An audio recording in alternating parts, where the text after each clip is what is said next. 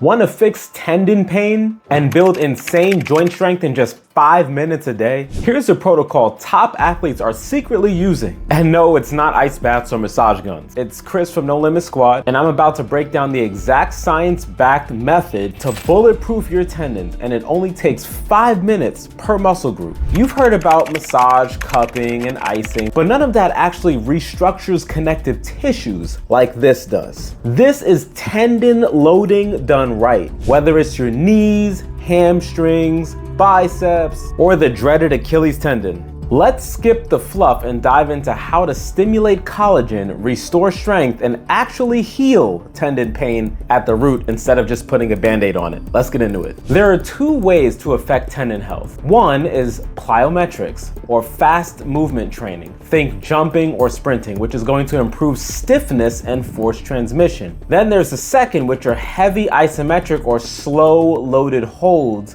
which is what we're going to talk about today, which create viscoelastic creep, triggering collagen synthesis, the real key to tendon remodeling. We're focused on phase 2, the isometric strength phase, where the muscle contracts hard and the tendon slowly deforms. That mechanical tension causes real adaptation at the cellular level. Fibroblasts respond by laying down new collagen fibers and improving tendon structure. To get that benefit, the key comes from these 3 points. 1, high effort, 8 out of 10 intensity or higher. 2, direct loading of the target tendon. And 3, time under tension for a minimum of 30 seconds. All right, here's how we're gonna apply that to each tendon. Let's get into it. Start with a heavy single leg isometric calf raise. Toes on a step, heel off the edge, knees straight. Hold the top position with added load like a dumbbell or backpack. If just starting out, you can do body weight for now, aiming for about 90 degrees at the ankle. This maximizes gastrocnemius activation while putting direct tension through the Achilles tendon. The isometric hold stimulates mechanotransduction, which tells the tendon to remodel and adapt to the stress you're placing on it. Do 3 rounds of 30 seconds for this, resting 90 seconds in between.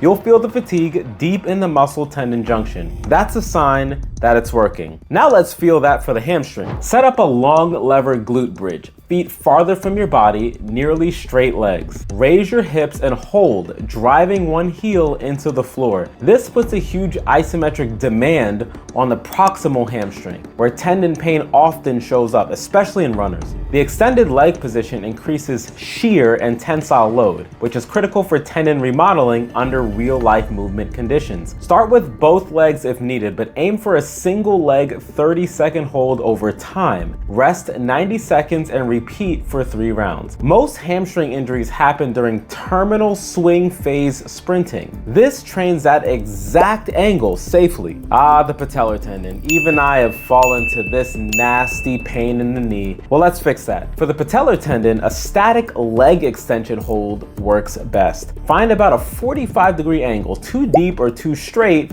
reduces effective load transfer. If you're at the gym, use the leg extension machine. At home, push into a wall or resistance band while seated. Why this angle? Because it optimally loads the mid-patellar tendon where most issues occur, and high-intensity static contractions in this range have been shown to reduce pain and improve tendon stiffness within weeks in clinical studies. Do 3 sets of 30-second holds, resting 90 seconds. For our bicep tendon, we want to face a wall, raise our arms to a 30-degree front raise, and press hard into the wall. Keep your palm down and elbows slightly bent. This targets the long head of the biceps tendon, especially the proximal portion where tendinopathy tends to happen. By pressing into the wall at this angle, you increase tendon tension without overcompressing the shoulder, avoiding the aggravating positions that hurt during normal curls. Aim for 3 rounds of 30-second holds, resting 90 seconds. And last but not least, who could forget the rotator cuff? The bane of existence for many millions of people. Well, let's start with the elbows bent at 90 degrees. Arms at your side, press outward into a wall like you're doing an external rotation. This strengthens the infraspinatus and teres minor, which stabilize the shoulder and control humeral rotation.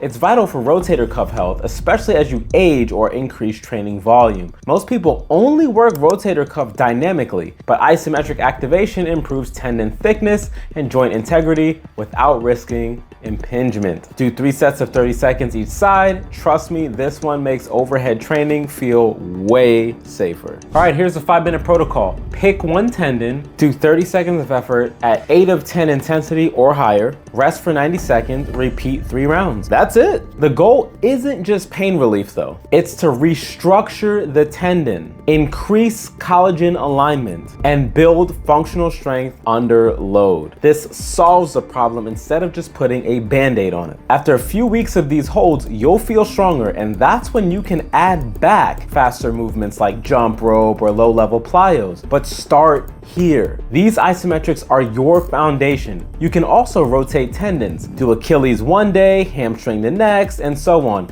You'll know it's working when your joints feel solid instead of achy. Now, if you've found value in this, go ahead and smash that like button. Subscribe to the squad so you get more information on the wonderful world of isometrics. But if you're not yet sold on why isometrics are so good, then you should probably watch this video right here, and we'll see you there.